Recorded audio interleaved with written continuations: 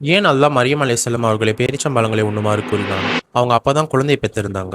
அவங்க மிகவும் சோர்வாகவும் தனிமையிலும் இருந்தார்கள்.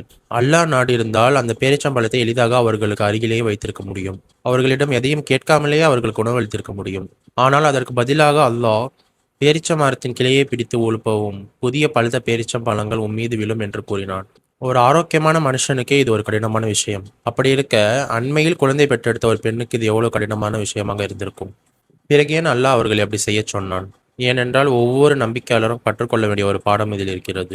முயற்சி செய்கிறது மட்டுமே உங்களுடைய பொறுப்பு. அதன் முடிவை தருவது அல்லாஹ்வின் பொறுப்பு. மரத்தை உலுக்கியதில் அற்புதம் ஏதும் இல்லை. அதன் பேரிச்சம்பழங்களை விழச் செய்ததே அல்லாஹ்வின் அற்புதம். தவக்குல் என்பது இப்படித்தான் செயல்படுகிறது. உங்களால் முடிந்த ஒரு சிறிய அடியை நீங்கள் எடுத்து வையுங்கள். உங்களால் செய்ய முடியாததை அல்லாஹ் செய்வான் என்று முழுமையாக அவனிடம் பொறுப்பை ஒப்படையுங்கள். எனவே நீங்கள் நீண்ட நாட்களாக காத்திருக்கும் ஒரு விஷயம் உங்களுடைய முழு வலிமைக்காக காத்திருக்கவில்லை. அது நீங்கள் எடுத்து வைக்கப் போகும் முதல் அடிக்காகவே காத்திருக்கிறது.